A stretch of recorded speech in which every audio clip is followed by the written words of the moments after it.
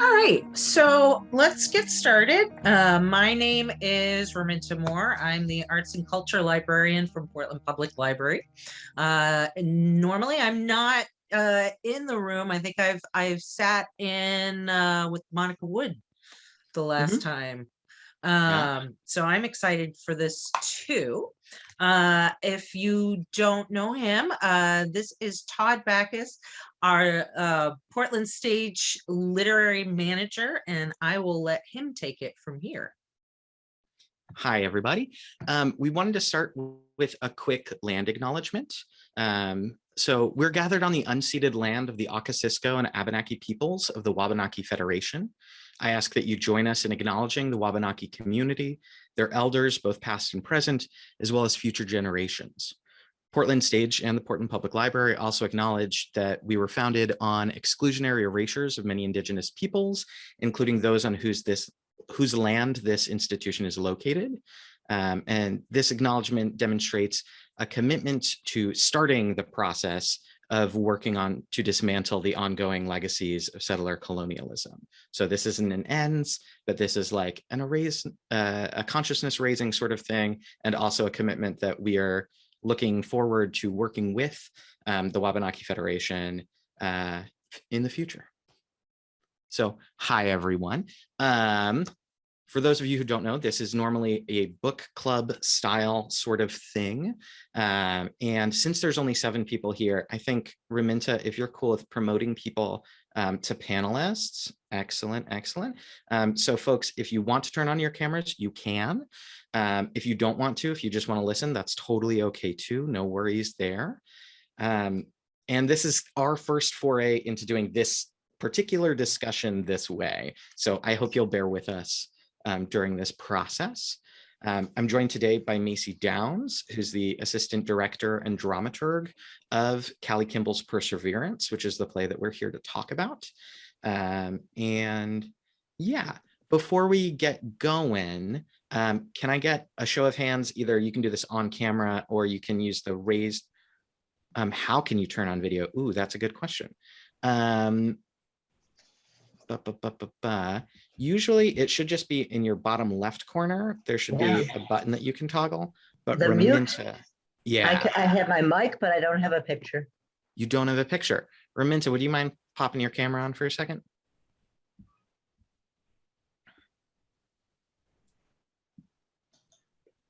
I can see you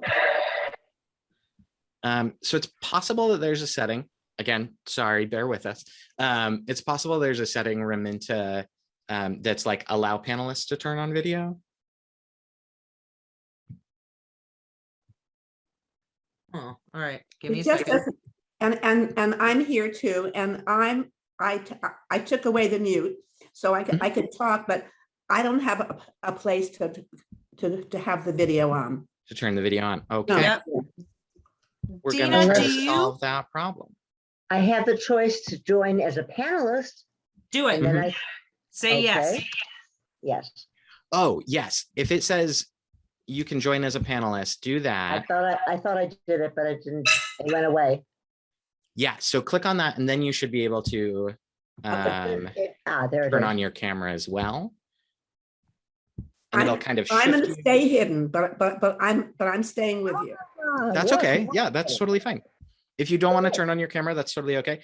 I also want to state, just for the record, hello. Hello. That this talk is being recorded. So if you want to leave your camera off, that's totally okay. I think the Portland Public Library would love to eventually put this on YouTube later, just as like a record and for people who couldn't come today but wanted to. So if you want to turn on your cameras, you can. You don't have to.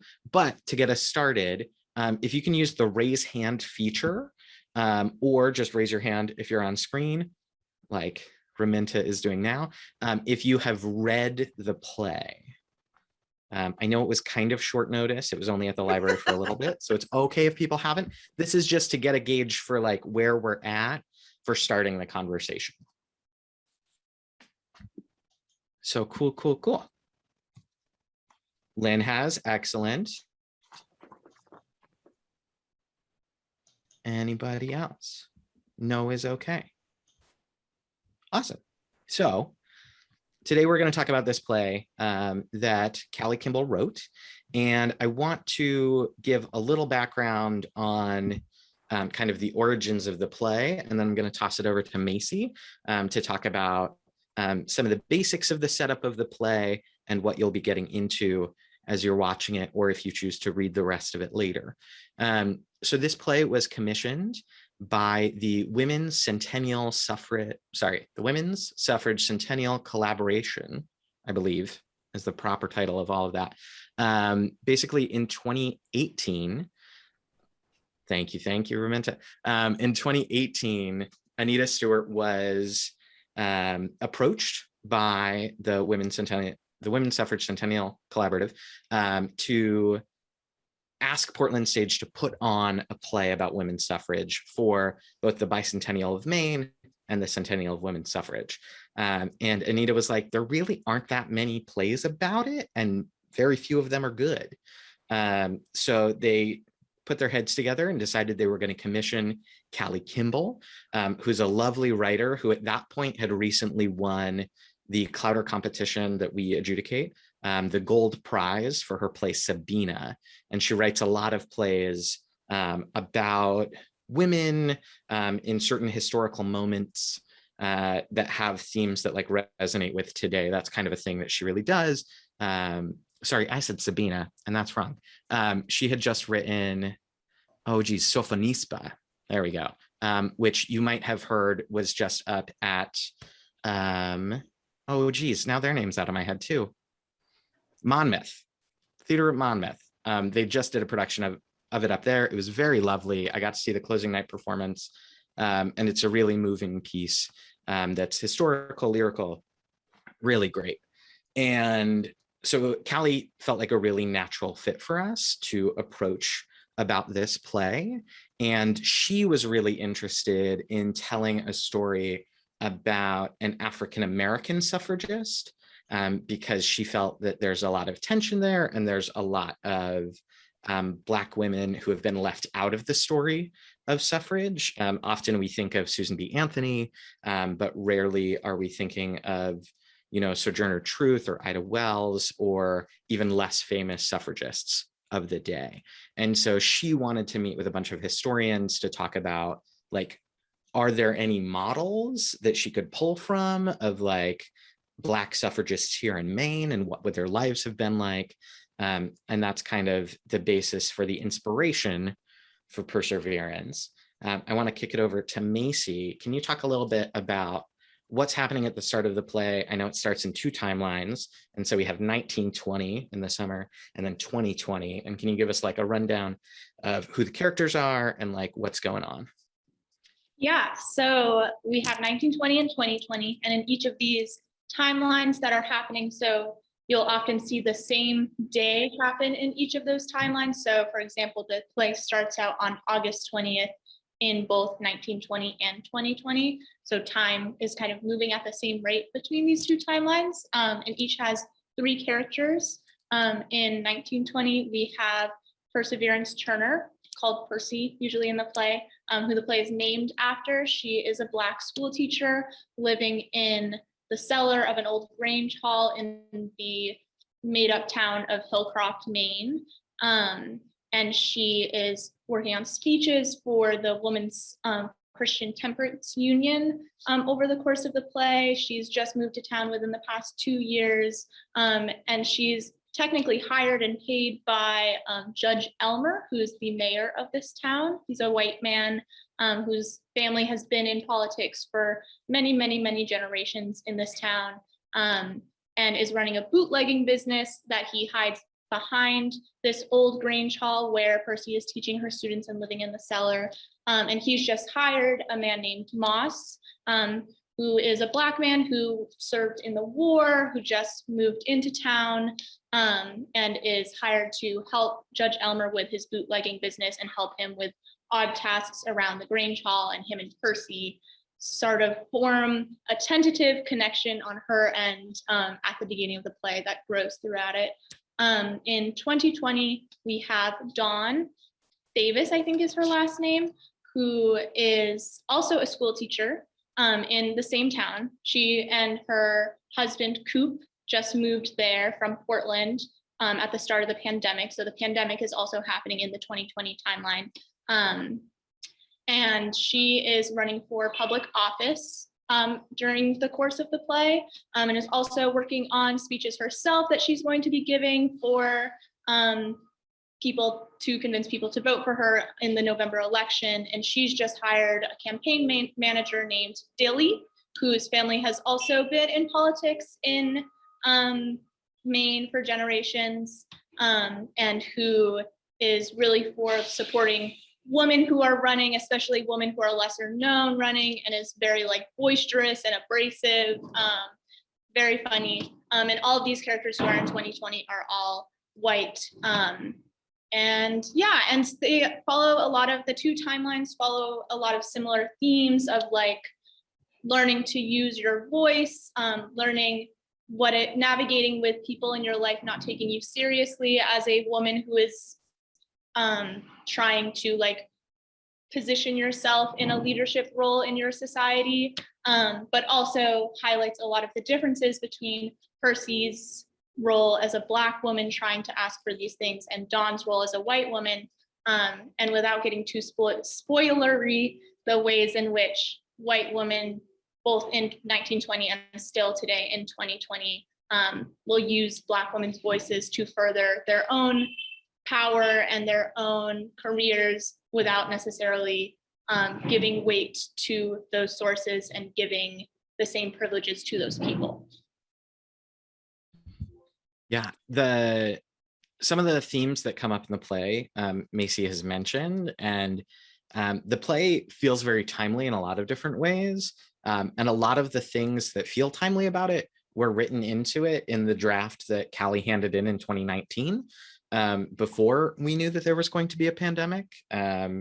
In the 1920s section, there's a reference to the Spanish flu of 1918, and the toll that that took on Maine. And that was in the draft that she handed in 2019, that it felt necessary to like work into the 2020 stuff when we realized what the 2020 election season was going to look like, while all of us were, behind closed doors, for the most part. There's a speech that Dilly gives in the first act, that in 2019 I felt was very like moving and important, but it was about trigger bills and about how a lot of bills are being written all over the country to try to contest Roe v. Wade. And then other laws have already been written and put on the books that are like, if Roe v. Wade is struck down, then this goes into immediate effect. And I hadn't even considered how that would become timely in 2021 until we were at the first read. And I was like, oh yeah, that hits differently than it did 2 years ago, or even last year when we were reading this play again, when it was all hypothetical. And so there's a lot of really interesting connections between both time periods that I think is really like a testament to the work that Callie has done to weave these stories together, but also the ways, like one of the things that I think is so fascinating is, or like that I come back to in this play, is Perseverance talks about the speech that she's writing. She talks about like having reached the pinnacle of success in achieving getting the vote, and wonders if we should like turn around and look at what it took to get us here and how far we've come and how far we still have to go. And the fact that those themes I feel are so relevant and like keep resurging in the way that the play moves back and forward in time, but it questions for us, especially with this stuff like the pandemic and women's reproductive rights and like people having access to the things that they need. How far have we come in 2020 and how far do we still need to go? Which I think is really important. And I think it's also something that was really important to the Women's Suffrage Centennial Collaborative. That was something that they talked about a lot, that like suffrage didn't end in 1920. We didn't like get it and everything was good. There was still a lot of work that needed to be done. There's still a lot of work that needs to still be done. And that's something that I think is really great, that Callie has worked into this piece. Now, I know this is a little, normally we'd all be sitting in a circle of chairs, and so this would be a little easier, but if there's any questions that any of you have about the play, about the process that it's been like for Macy, as the script has been going through changes. You have maybe read the 5.0 draft. We are currently on the 6.0 draft, which is exciting. So like the play will also continue to grow and change past this conversation that we're having today and to the play that it will be when first preview starts on the 29th. And definitely when the show opens on the 1st, I imagine we'll still be like sorting through different things as it grows and changes, which I'm always excited about. But if you have any questions about any of that stuff, if you want to either turn your camera and your mic on, you can do that. If you want to drop it into the chat or into the Q&A feature, we're happy to handle questions that way too. And otherwise, I'll ask Macy some stuff. Yeah, Dina. I'm going to be ushering at the opening, and the pre-Thursday now, I think it is, or Wednesday or Thursday. It's a different day. But anyway, I think there's another element here that it was mentioned in the beginning, but it's a big piece, and that's where this is taking place in Maine, northern Maine. Is it? Yes. Okay. So yeah. It's central to northern. It's certainly not the south. It's certainly not right south of Portland. Yes. And because I think back to, I had only one Black teacher all the way through high school, and this was back in the 60s. And she was probably one of the best teachers I ever had, Mrs. Foote. I'll never forget her name. And the only teacher I ever had who was really, really mean was a Jewish woman, and I'm Jewish, so I didn't expect to have my hand hit with a ruler. Mrs. Levy. But anyway, we haven't really made a lot of strides when it comes to northern Maine. Well, and that's one of the, I don't think we got too far into this, but Dawn, who's running for public office, she's running on a campaign of education reform, and specifically one of her like main talking points for the 2020 election. We assume that it's a statewide seat. It sounds like she's running for either state Senate or state House, but not a national seat.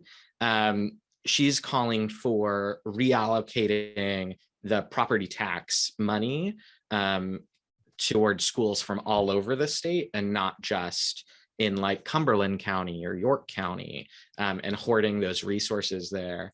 And so, the way that our schools have been defunded over the last 30, 50 years is also a very prominent theme. And especially the ways that might not have happened here in Portland, but has happened elsewhere.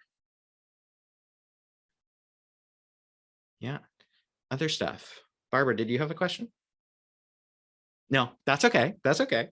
You turned on your camera, so I was like, oh, maybe she wants to say something. That's okay. I stopped having my dinner, so I'm sorry.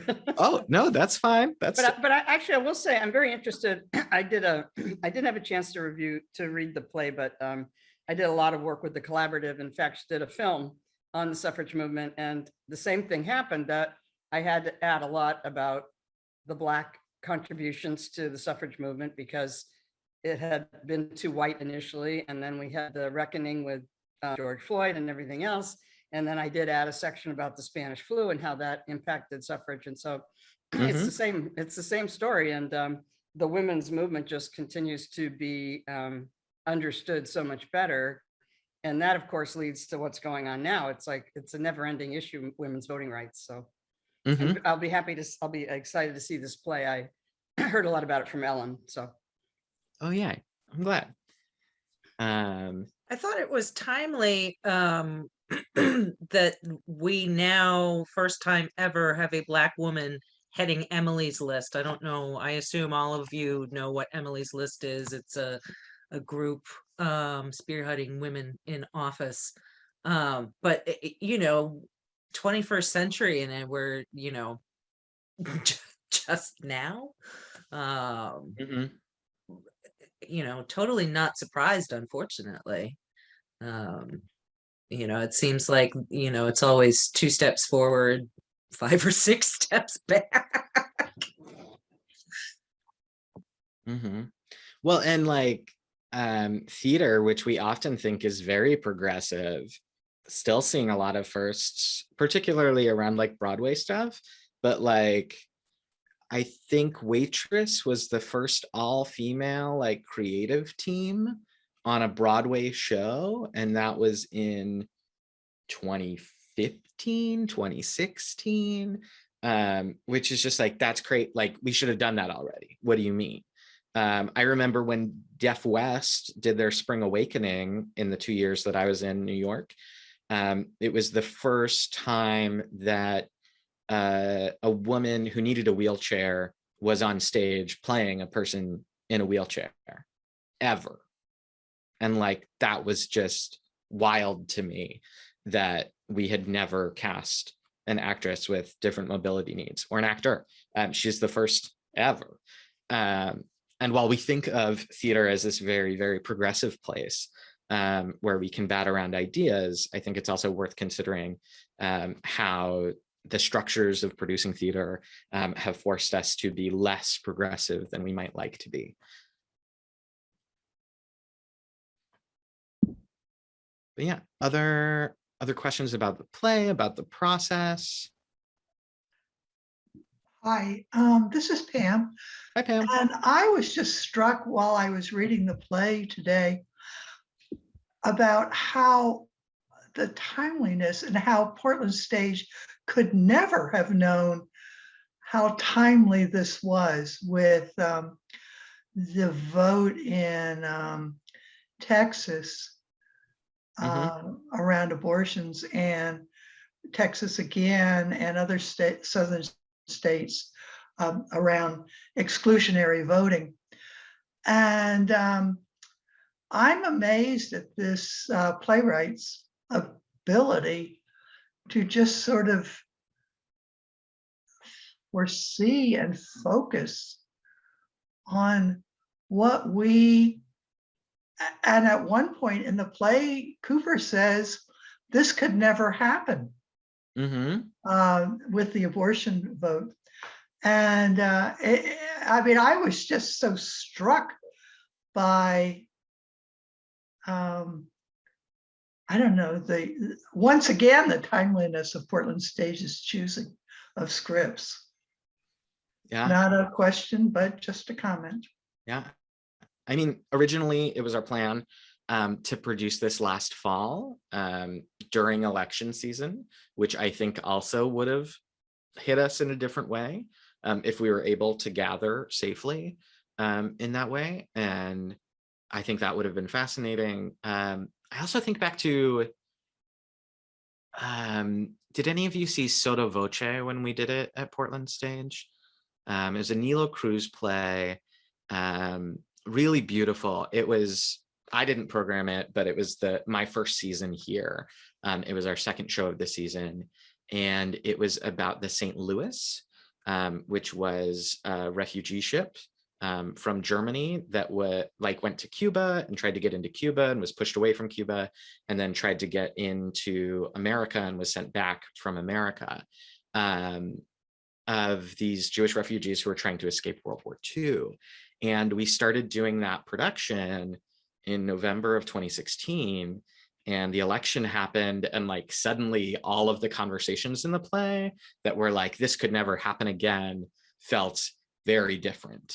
And I think I'm glad that we produce stuff that feels that relevant and that timely, and that speaks to the issues of our day. And I think that's something that Anita definitely strives to do, is to create like compelling theater that makes you think about where we are now. And I think Callie, as a playwright, all of her while most of her plays are not set in the present moment, every time she's writing a play about the past, it's a play about now. And in this one, she got to do both, which I think was very fun for her, in an Arcadia sort of way, jumping back and forth in time. But I think very few playwrights are just like writing off in their own little corner on their own. And very many are thinking about like, how can I tell this story in a way that people maybe won't be too scared by, that they'll be able to let their guard down about and do. And I think just like in a similar way, while I don't fully agree with all of the politics that came out of it, like The Crucible is a very interesting play, but knowing that it was written at the height of McCarthyism makes it a much more interesting play about like what Arthur Miller was trying to say about America at the time. Anyway, that was tangent there for me. Sorry, folks. Are there any other questions about the play, about what's going on next at Portland Stage, stuff like that? This is Pam again, since nobody's talking. I think I recall Bob Keyes had written an article about the playwright who has recently, or in the last couple of years, experienced brain damage or some trauma. And could you, Todd or Macy, talk about how she finished this play and a little bit about her life story? Sure, I can tackle some of that. And I know, Macy, I think you can talk to some of the work in the room. Callie is a dear friend. I had seen some of her work in New York before I came back to Portland Stage as the literary manager, and we met and became friends in the intervening years.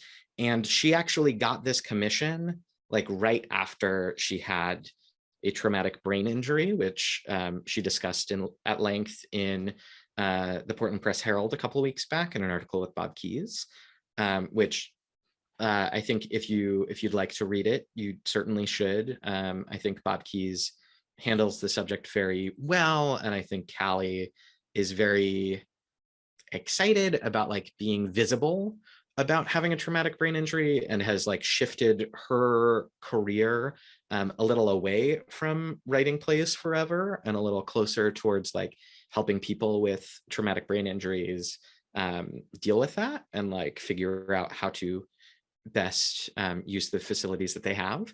But she definitely, and you'll see this in the article, she was worried that she would not be able to write a play.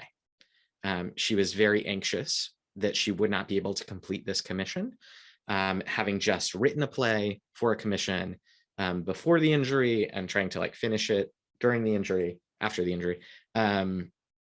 And in conversations with her not so long ago, she said that she like has like normally she like writes index cards of like every single thing that's going to happen in this play, and like here's where the beats are happening, this is where this conflict comes in, this is where this comes in, and then she just writes in like a really fantastic, like very orderly sort of way. And she has expressed that it is hard for her to see how the whole structure is supposed to work all the time, and she can be on a page or in a scene, but have a harder time like figuring out where it goes next. And I told her that like this was going to be a different process because it needed to be, because she didn't have access to those things anymore in the same way. Thank you, Raminta, for dropping that in the chat. And I worked with her the same way that I would work with any playwright. When she would have trouble, we would spitball ideas. When she had drafts, I would read them. When she was ready for actors to say her words out loud so that she could hear how it worked, we did that too. And I think that this play, while she feels it's a very different play from what she's written, I feel like it so very neatly fits into the canon of her work. I don't think you see it as like a before and after play, as like being different from the work that she did before her injury. I think all of the themes are there. I think the way her characters speak to one another is all there. And I'm really proud of the work that she has done. And I hope that she will continue writing, though I know it's hard for her. I've told her like I will sit next to her with a steno pad and like write it out line by line if that's what she needs, because screens are hard for her right now. Yeah, so like I think while the process might not have gone as smoothly as she would have liked it, in many ways it was very familiar to the work that I've done with Monica Wood, the work that I've done with John Cariani when they have new works, and the work that I've done with any number of playwrights since. Macy, do you want to talk a little bit about what rehearsal's been like?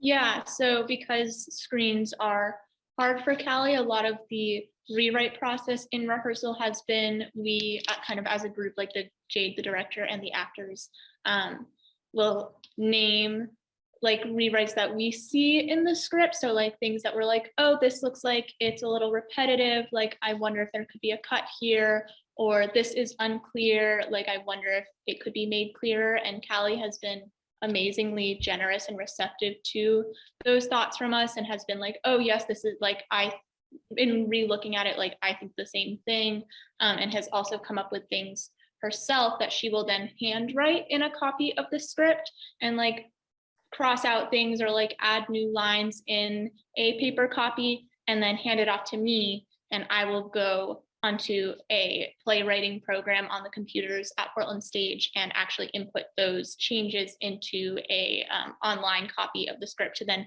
reprint and give to the actors. So she's been able to rewrite basically as she would have before, but just not on a screen, instead on a paper copy. And then we fill in the blanks. Yeah. Thank you for that, Macy. Cool. Any other questions about any of that stuff? It's okay if not. Sometimes these run short, sometimes they run an hour. That's okay. And this is a new format for all of us.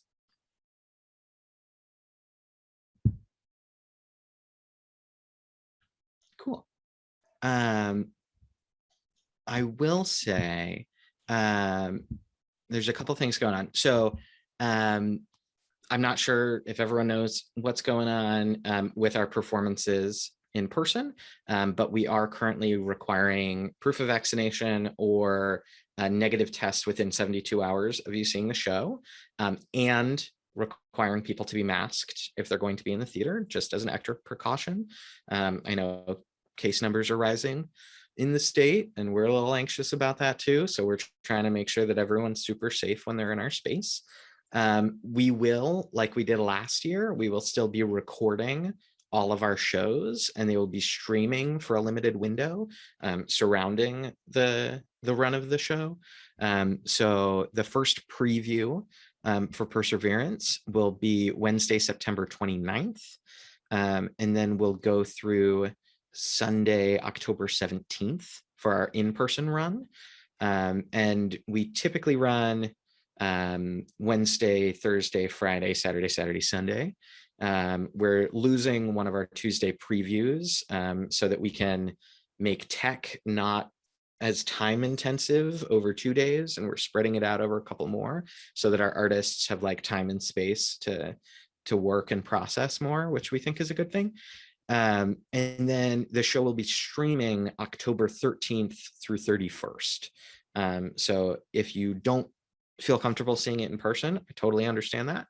And it'll start streaming like the last week of the in-person run, and then we'll finish streaming 2 weeks after it closes, to give people a nice long window to check out this play. As Macy said, Jade King Carroll is directing it.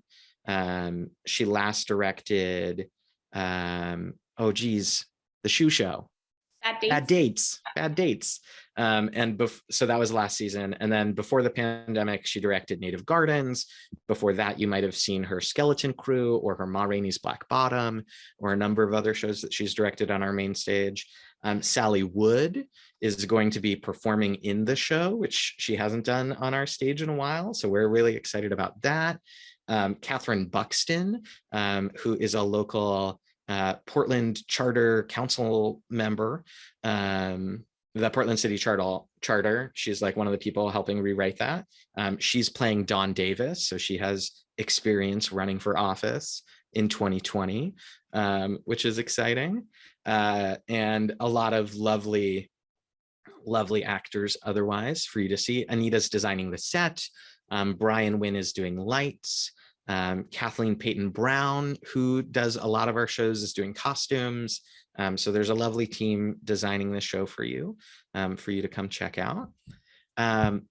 We have, as always, the first not as always, we're going back to this, which is exciting.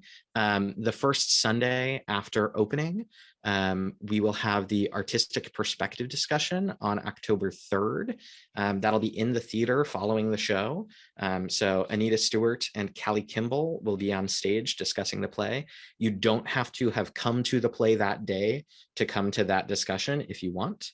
And then we'll be doing a curtain call discussion that I moderate with the cast on October 10th.